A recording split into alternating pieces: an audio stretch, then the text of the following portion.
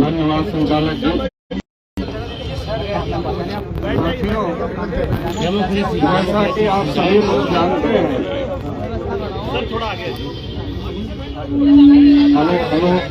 Hello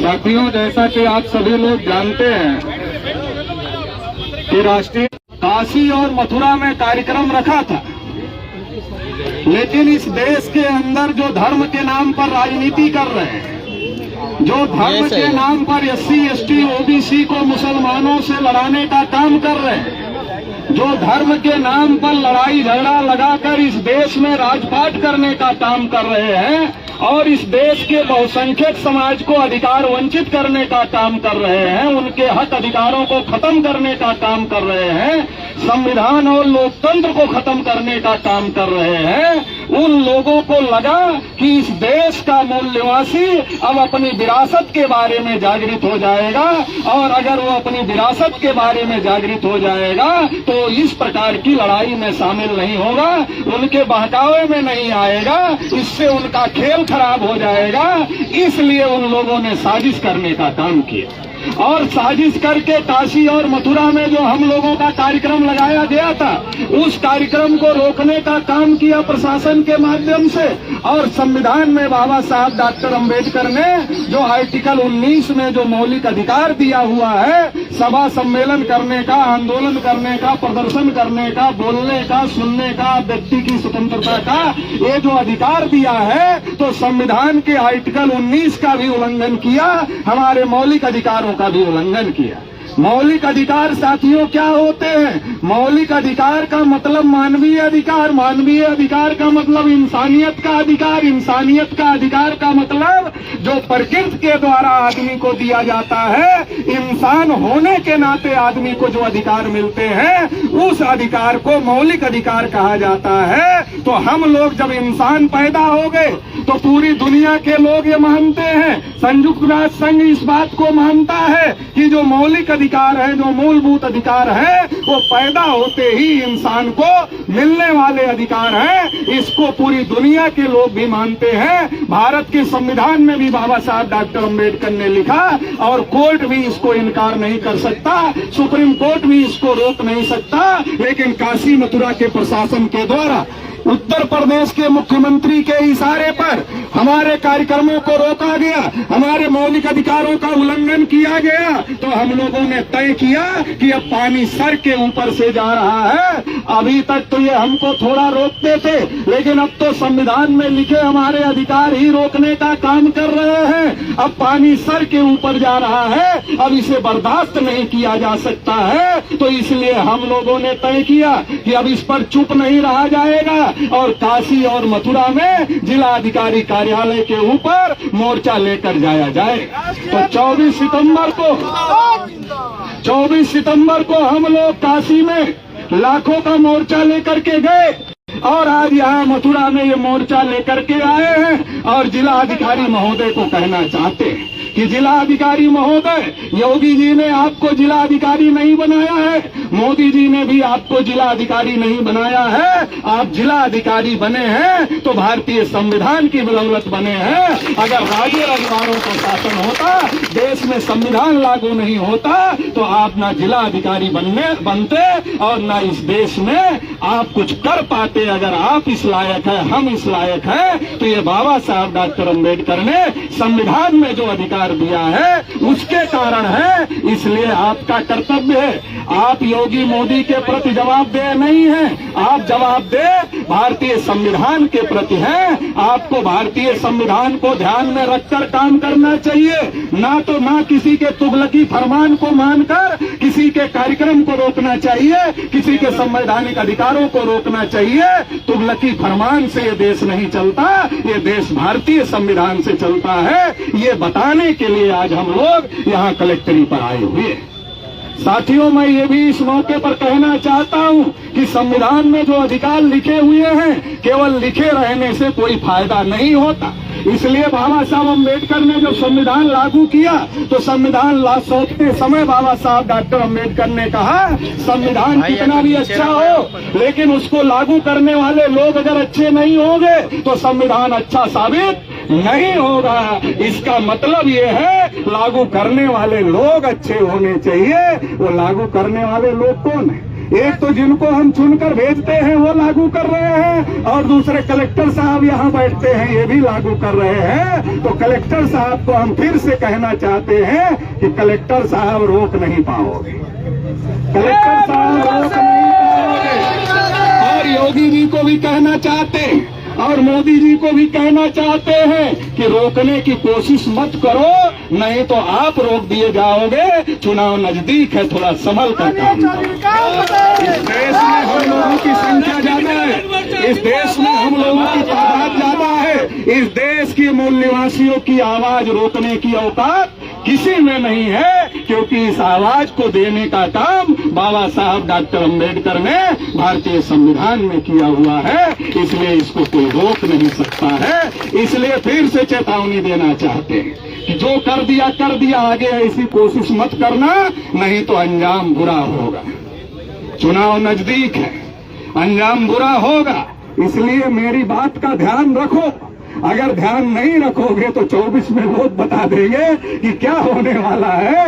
मुझे बताने की जरूरत नहीं। इतने लोग यहाँ आए हैं, मगर ये मत समझना कि हमारे समर्थन में इतने ही लोग।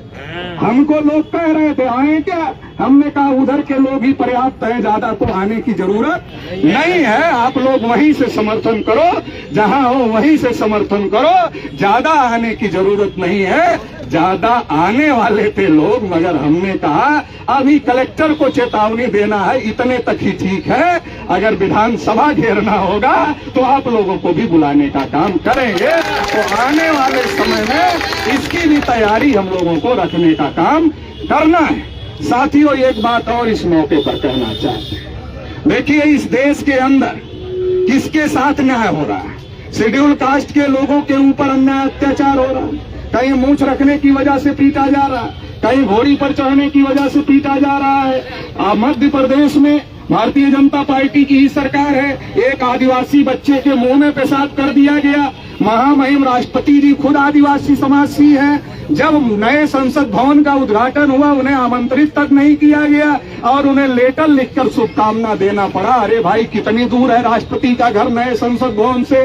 ज्यादा दूर नहीं है। लेकिन इस देश में जो संविधान चलाने वाले लोग हैं, आज भी संविधान के हिसाब से देश को नहीं चला रहे हैं। ये बात समझ लेना चाहिए।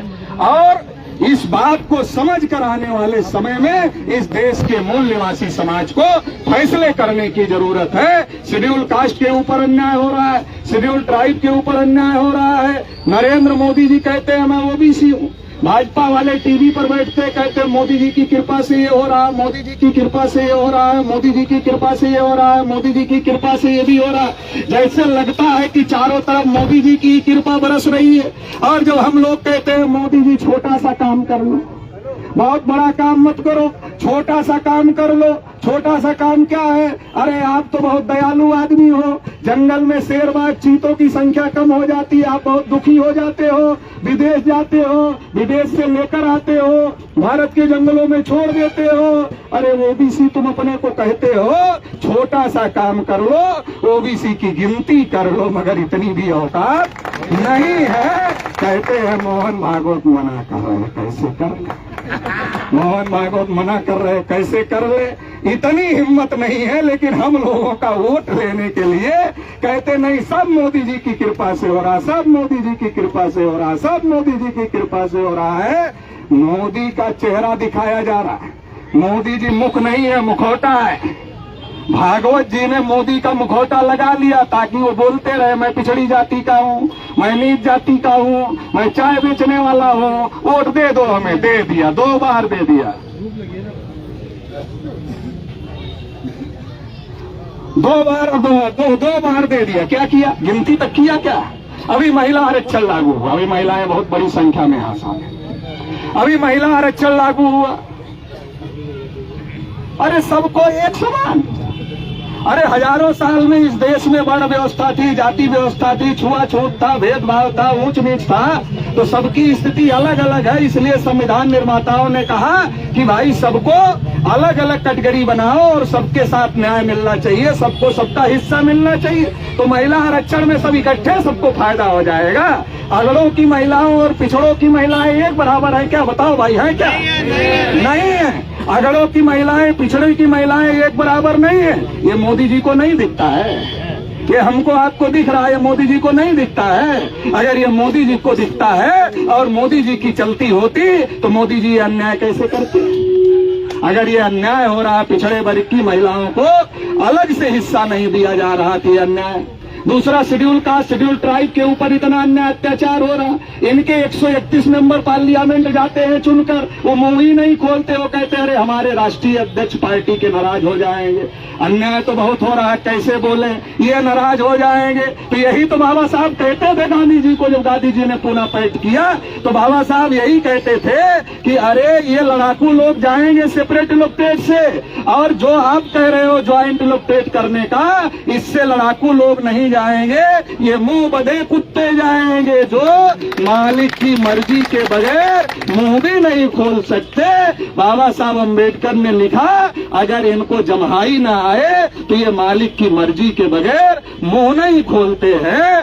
तो अगर शेड्यूल कास्ट शेड्यूल ट्राइब के रिजर्वेशन से उनको फायदा नहीं हो रहा है तो महिलाओं को ज्वाइंट इलेक्टेड से महिलाओं को कैसे फायदा होगा? इसका मतलब महिलाओं को फायदा नहीं होगा। ब्राह्मणवादियों की ताकत मजबूत करने का मामला 33% महिला आरक्षण को आगे करके किया जा रहा है। इसलिए महिला आरक्षण में भी सेपरेट इलेक्टेड लागू होना चाहिए और SC ST के आरक्षण में भी सेपरेट इलेक्टेड लागू होना चाहिए। अगर सेपरेट इलेक्टेड होता हमें कलेक्टर के यहाँ नहीं आना पड़ता। विधानसभा और लोकसभा जो हमारे विधायक सांसद जाते हैं जीतकर, वो बंद कर दिए होते, हमें यहाँ नहीं आना पड़ता। लेकिन ये ज्वाइंट इलेक्टेड की वजह से वो मुंह बधे हो गए हैं, तो अब हमें बोलना पड़ रहा है सड़कों पर उतर। लोहिया जी कहा करते थे कि जब संसद आवारा हो जाती है तो सड़कें सूनी नहीं रहती है। संसद आवारा हो गई है, इसलिए सड़कों पर उतरना पड़ रहा है, सड़कों पर उतरकर बोलना पड़ रहा है। तो शेड्यूल कास्ट शेड्यूल ट्राइब को भी सेपरेट इलेक्टेड लागू होना चाहिए और OBC को पॉलिटिकल आरक्षण दिया ही नहीं, SC ST को मजबूरी में दे दिया, OBC को राजनीतिक आरक्षण दिया ही नहीं। अरे भाई OBC को राजनीतिक आरक्षण क्यों नहीं मिलेगा? अब OBC इसके लिए भी लड़ाई लड़ेगा कि हमें भी राजनीतिक आरक्षण जितनी हमारी संख्या है उतना मिलना चाहिए और सेपरेट इलेक्टेड के साथ मिलना चाहिए, ताकि टूल स्टूल एजेंट ना जाए, लड़ने भिड़ने वाले लोग जाएं। तो इस प्रकार से हम लोगों को इस लड़ाई को आगे बढ़ाने की जरूरत है। आखिरी बात कहना चाहता हूं, मैं मथुरा के म्यूजियम में गया और मथुरा के म्यूजियम में जब गया, मथुरा म्यूजियम को देखा तो मथुरा के म्यूजियम में तथागत बुद्ध, सम्राट अशोक के बहुत सारे अवशेष और ये यहाँ बड़ा दावा आ रहा है। कुछ आप लोग भी गए होंगे, कुछ नहीं दिखा, और जितना है उन्हें मानने के लिए नहीं तैयार हो, जिनका है नहीं उनका हम का साबित करने के लिए तैयार हो। मेरा कोई विरोध नहीं है, हो दो जहां उनके मिले उनका भी निकाल लो, लेकिन जहां हमारा मिला है वहां हमारा देखो। बुद्धिस्टों के अवशेष है, बौद्ध राजाओं के अवशेष है, बुद्ध राजा प्रसिद्ध के बनाए हुए अवशेष है, उसको सौंपने का काम करो। मगर ये उस पर कब्जा करना चाहते हैं तो राष्ट्रीय पिछड़ा वर्ग मोर्चा की तरफ से ऐलान कर रहा हूं, किसी भी स्थिति में किसी भी परिस्थिति में कब्जा नहीं करने जाएगा और इसके खिलाफ देश भर में जन आंदोलन चलाया जाए।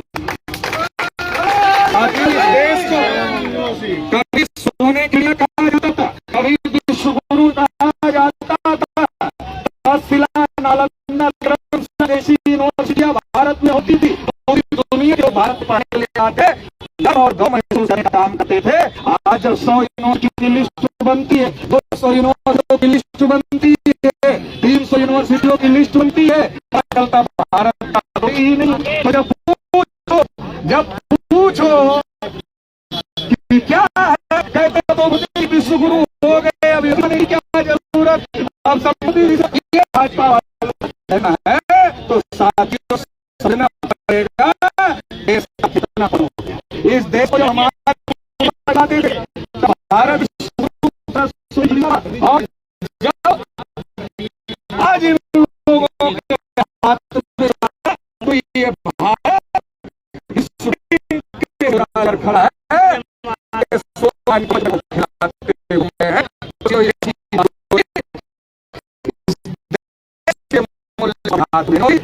महोदय हम लोग ज्यादा